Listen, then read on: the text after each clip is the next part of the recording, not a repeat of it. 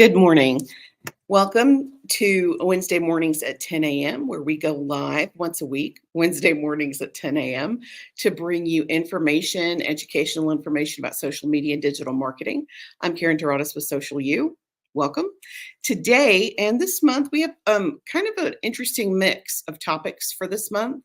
Last week, if you joined us last week, we did online education success for small business, just some different resources. I really do like free resources. I like free a lot.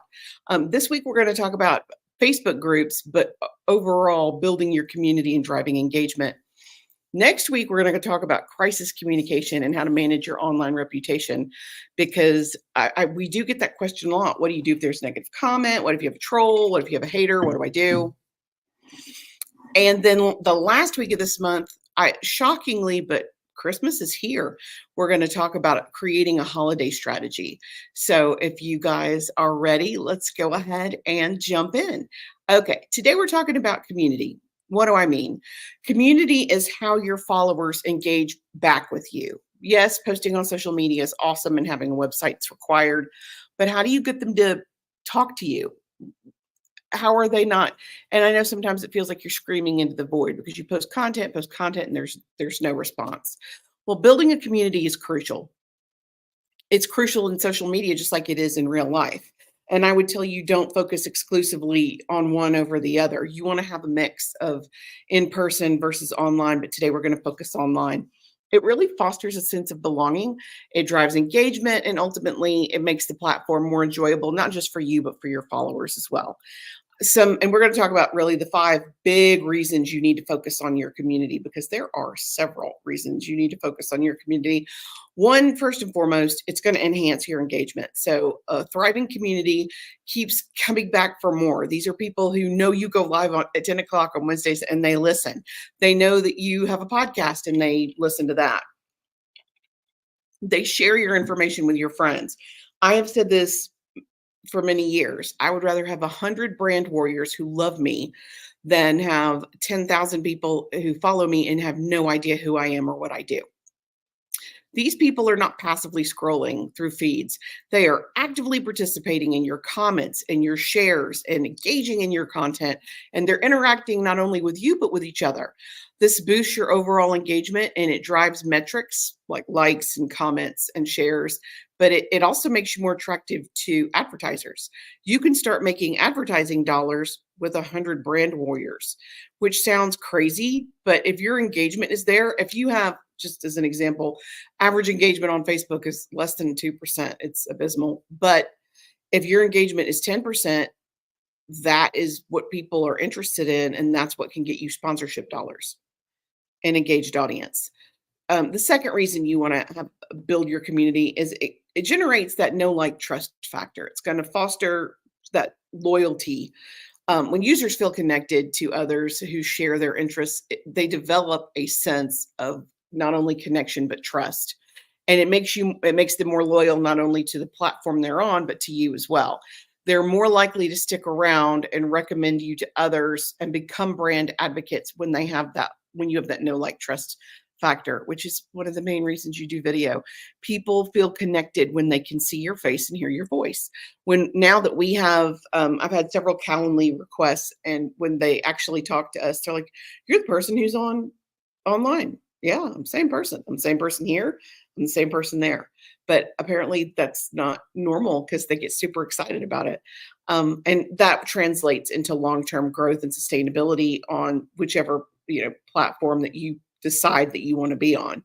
Number 3, it provides valuable insights for you. Your communities serve as the best focus group ever.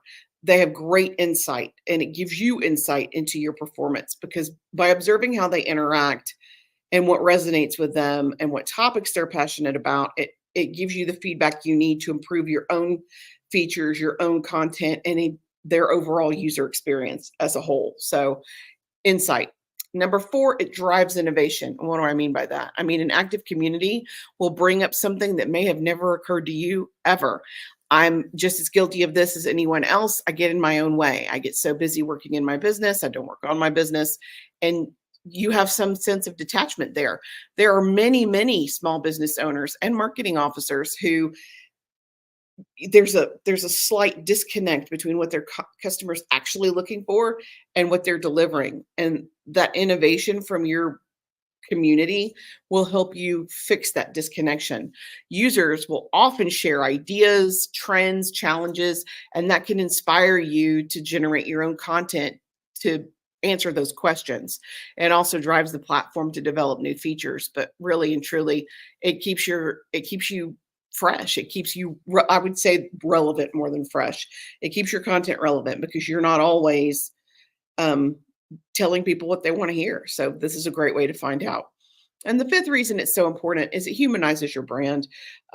Everything, I mean, there's AI everywhere now. Watched, I watched a video this morning that talks about they are, this is horrifying, but Microsoft is generating an AI feature so they can take random screenshots of their users' computers. That's horrifying. Um, Deeply to me, where they can just pop in and see what you're doing. And when you agree to having Microsoft, you're giving them permission to do this. Yikes. There's been a lot of pushback on that. So AI is everywhere. It dehumanizes the brand and community humanizes it. So in this, especially in this era of deep fake where it's so simple, you just buy the program and it's done. It makes it more transparent and it makes you more relatable. When you're interacting and you provide positive feedback and you're participating in those discussions, that is what builds a genuine relationship with your audience and it fosters that sense of connection. Okay, so how do you do all this?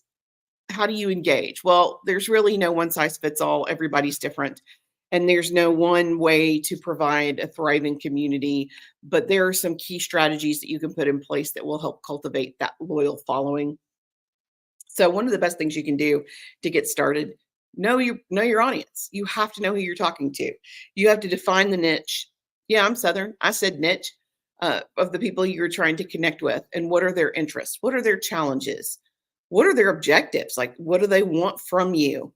Understanding your audience's preferences is crucial for tailoring your own message and your own content for those meaningful interactions. You also want to conduct research.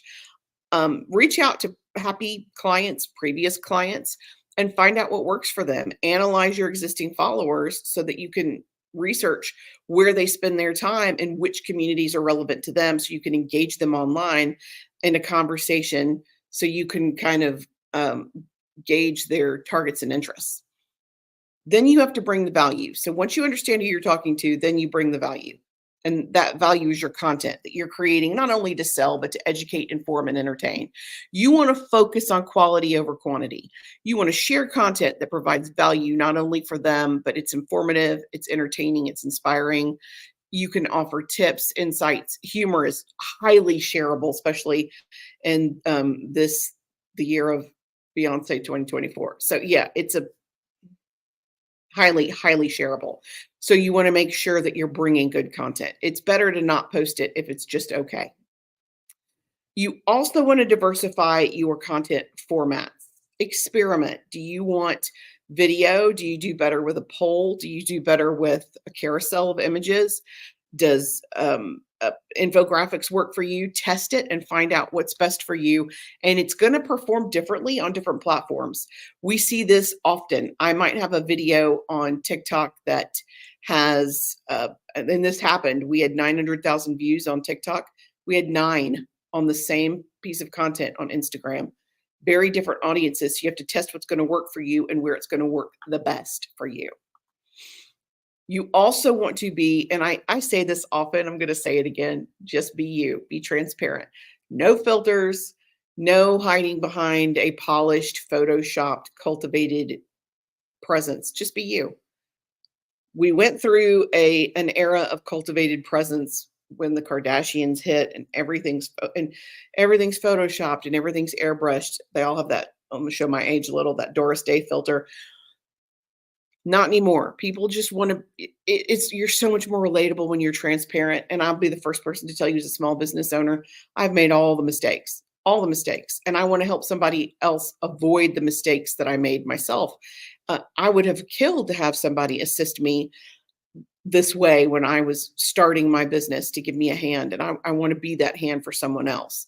So just be authentic. And again, that builds trust and connection. And you have to be consistent. I say this pretty again, these are ideas I share often. You have to post consistently and it has to be good. And you have to respond to your comments so that you're getting that engagement. Okay, so the next thing you want to focus on to build engagement is actually fostering interaction. So, what does that mean? It means ask open ended questions, initiate discussions, um, respond to comments in a thoughtful way.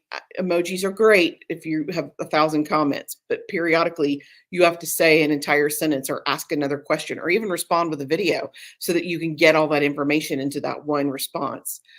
Another way to do it is to openly host a community discussion, interactive events. You can organize a poll. You can do Q&A sessions. I love to do Q&A. And I do these every Wednesday. I welcome your questions. You can ask me anything you want to. It's totally okay if it doesn't go with our topic today. I'm just here to help out. So encourage people to talk to you and host virtual events when you can. And that includes streaming live video. It also helps to build excitement if you schedule them ahead of time. We use StreamYard. It's my favorite, and it allows you to schedule with a graphic, and then it helps with a countdown. It reminds people that you're going to be live, which is awesome. And you can stream on more than one platform through StreamYard, which I also recommend.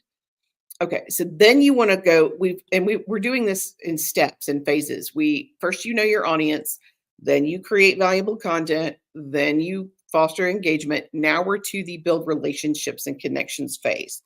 So connecting with other relevant accounts. And this to me is super important. You want to follow and engage not only with individuals, but communities and other brands as well, because it expands your reach.